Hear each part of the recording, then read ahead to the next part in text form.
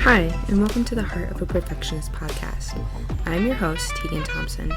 I'm a book lover, a chocoholic, and an INTJ living in a world filled with extroverts. I made this podcast to share my experiences and struggles as an introverted perfectionist, and to bring the inner workings of an introvert's mind to introverts and extroverts alike. So grab a cup of tea and get comfortable. It's time to unmute. Hello everyone, and welcome to another episode of the Heart of a Perfectionist podcast. This is the second week of the Black History Month mini-series that I will be doing throughout the month of February. And just as a little reminder, the theme for 2022 for Black History Month is Black Health and Wellness. So I will be talking about some aspect of health and wellness in regards to the Black community in each of my episodes through the month of February. And this week we will be talking about the prominent stigma surrounding mental health that is within the Black community.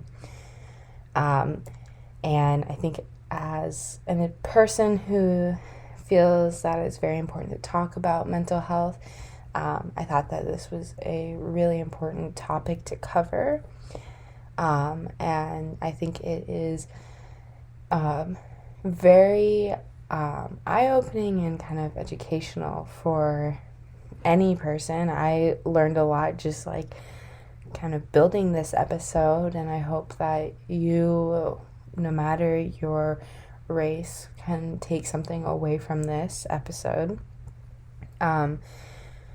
So, kind of to just give a little background before I jump in, African Americans are 20% more likely to suffer from serious mental and emotional distress due to not only like common causes of mental health issues such as childhood and your environment, work, relationships, and stuff like that, but also is compounded by the stresses of systemic racism that take mental and physical tolls on Black individuals.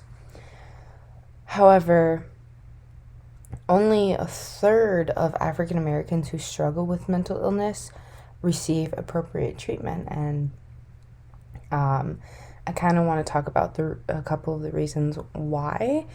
And the first reason is probably the biggest reason, and that's the stigmatization of mental health in Black communities. Black children are often raised to believe that they always have to appear to others, and by others I mean pretty much everyone else, that including their family and their friends and coworkers and stuff like that they always have to appear strong and without any weaknesses in order to survive in our society.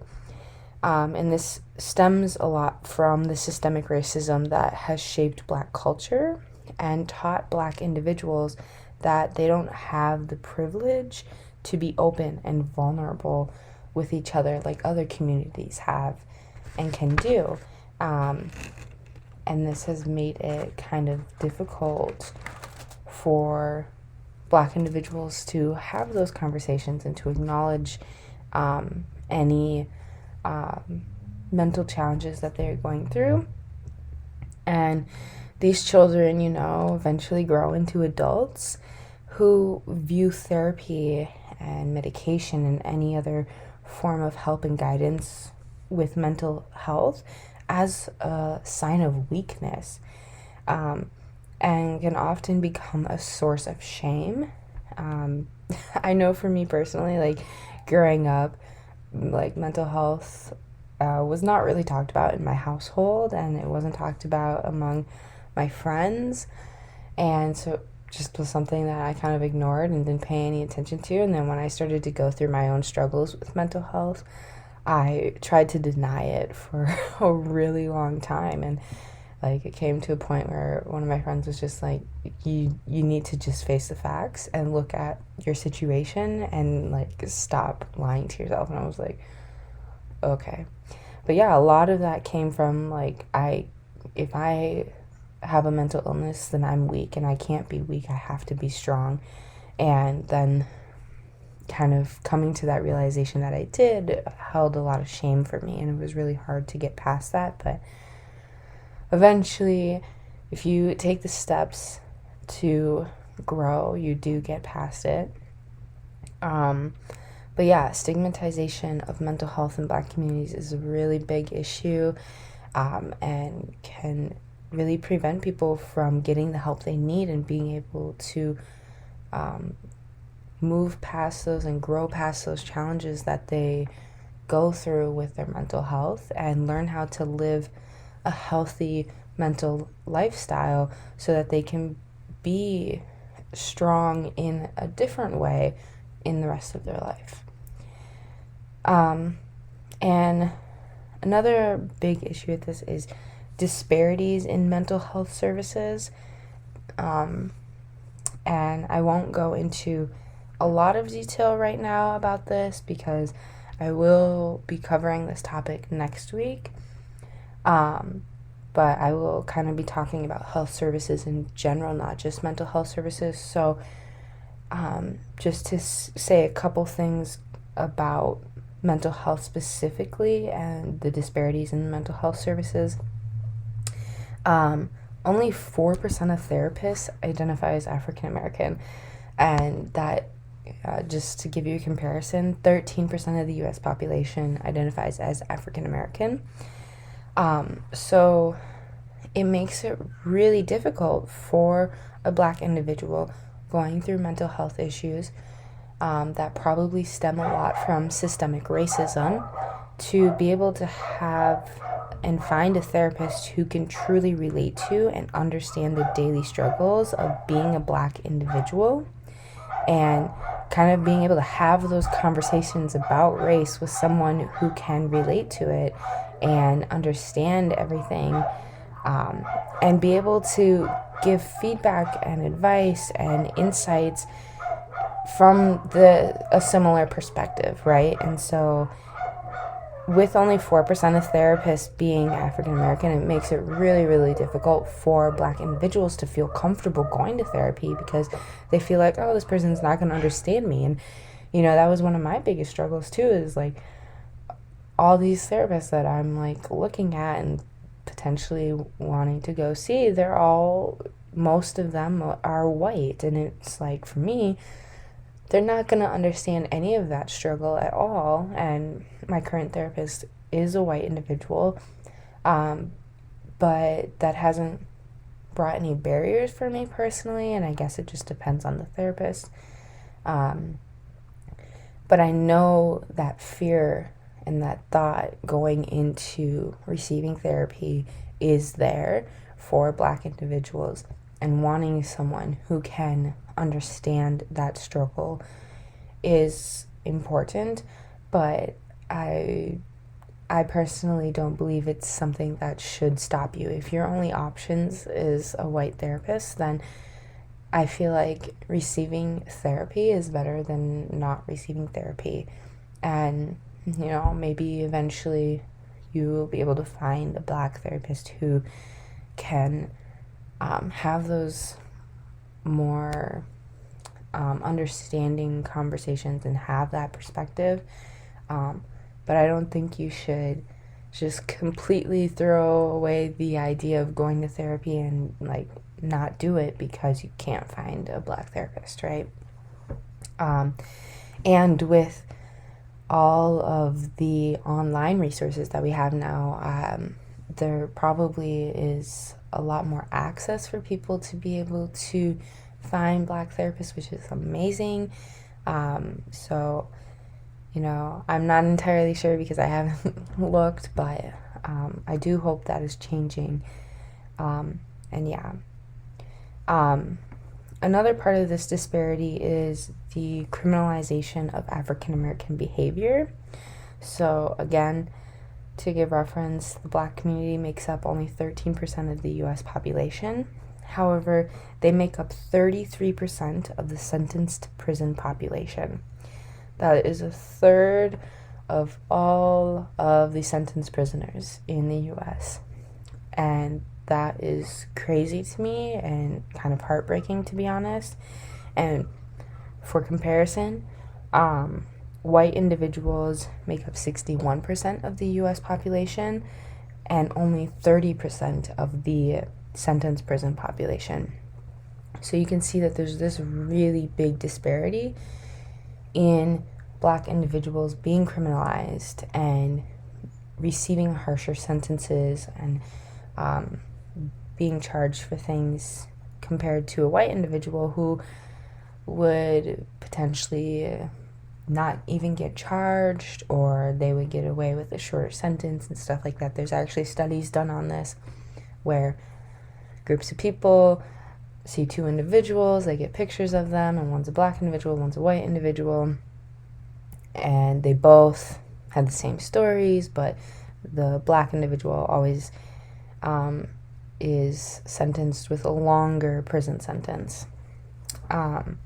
And this disparity ignites the fear that acknowledging mental illness and your own mental illness or someone else's mental illness will result in harsh legal consequences rather than, having people aiding in seeking out necessary treatment for you or for someone you care about, right? Which is something that is very difficult, and the criminalization of African Americans is something that is on Black individuals' minds almost all the time. I know personally this doesn't just go into mental health, that kind of covers pretty much every area of my life. Like sometimes I'm just driving down the street and I see a cop and I'm like, oh my god, am I going the speed limit? Are my license tags up to date? Are my headlights out? Am I going to get pulled over even though my car is perfectly fine? It's those simple fears, and it extends to pretty much every aspect of life for a Black individual when it comes to the criminalization of African Americans. And acknowledging that you have a mental illness kind of brings this fear that you will increase your chances of being criminalized, and that can be really scary. It is really scary, and I know that is why a lot of people try to ignore it and not seek out help. But I think it's really, really important to overcome this stigma, not just for the Black community, but for our entire society, because there is stigma around mental health in general.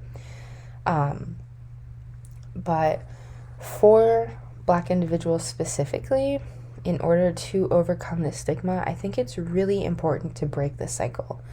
You are taught growing up that you need to be strong, you can't show weaknesses, and that mental health is a weakness, right?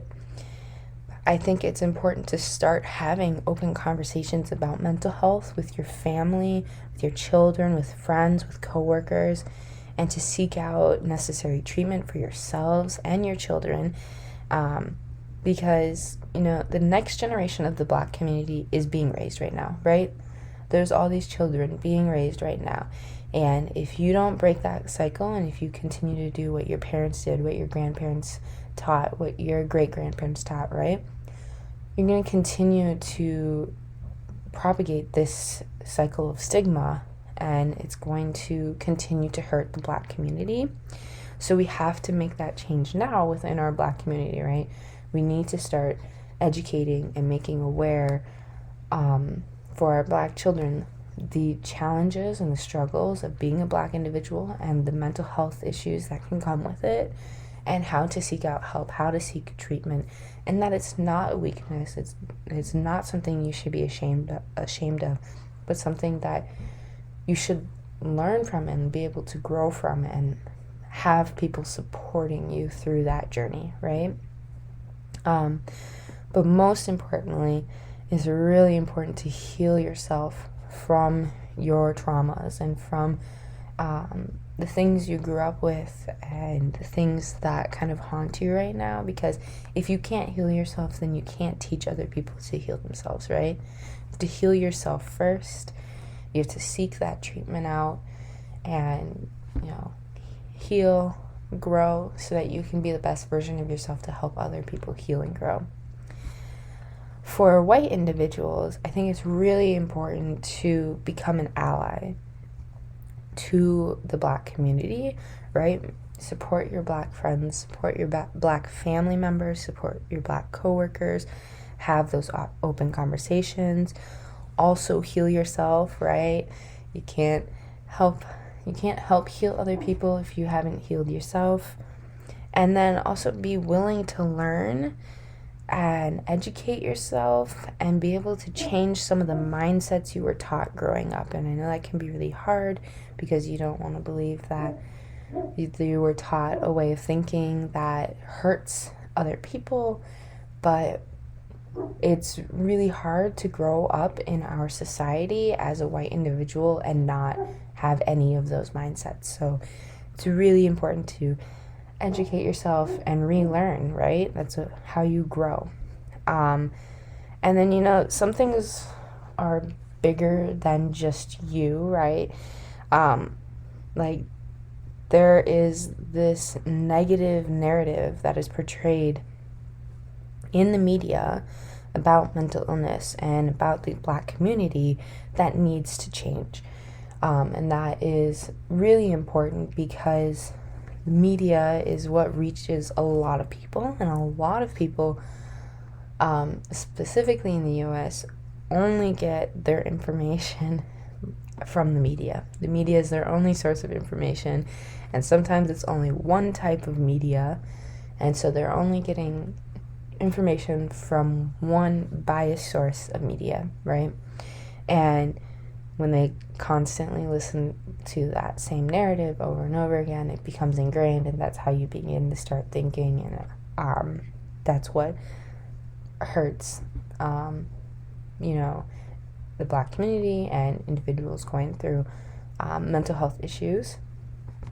So it's really, really important that the media changes that narrative, and I know that kind of goes beyond you as a single individual person, but we have been seeing some positive changes with celebrities like Michelle Obama, who have openly started talking about their struggles with mental health, and then also talking about their positive experiences they've been having with therapy and counseling and how that's been helping them. So it's been a really positive thing, because for people to be able to turn on the TV and hear someone they know, well, not necessarily know, but someone that, know exists, and someone who's big and famous, right? Talking about these challenges, like talking about things that people usually don't talk about, and then also talking about how therapy, something viewed as a weakness, has been really helpful for them. So that's been a positive shift, and we need more things like that happening in the media. And while you may be one person who can't change the media necessarily, you don't have to be silent. You can speak up, right? If you don't like, if information being portrayed in the media is negative and false or kind of distorted, you can reach out to media outlets. You can report things on your social media. I know on Facebook they allow you to report things and give reasons why you're reporting it, and if they see it as something that is harmful, then they will remove it. Like, you have the ability to voice when something is not positive and when something is hurting individuals and a whole community, right? So speak up. I know it can be hard, but I encourage you to speak up, and that's, how things are going to change. So once people start speaking up and more people start speaking up, that's how you make more changes, right? Sometimes you have to get a little bit out of your comfort zone, and I know that's really hard. Speaking from experience, I'm one who really, really likes my comfort zone, and so I've started using the phrase, expanding my comfort zone, because I don't want to think about it as stepping outside of my comfort zone. I want it to become something that I am comfortable with. Eventually, it will take time, it will take practice, but eventually becoming comfortable with it and expanding that comfort zone so that you can kind of voice your opinions and speak up about things and have those conversations, those difficult conversations, right? So yeah. Thank you so much for listening to this week's episode of the Heart of a Perfectionist podcast. If you enjoyed this episode or if you learned anything new, please go share it with a friend. And as always, have a great weekend, and I look forward to seeing you guys again next week on the Heart of a Perfectionist podcast.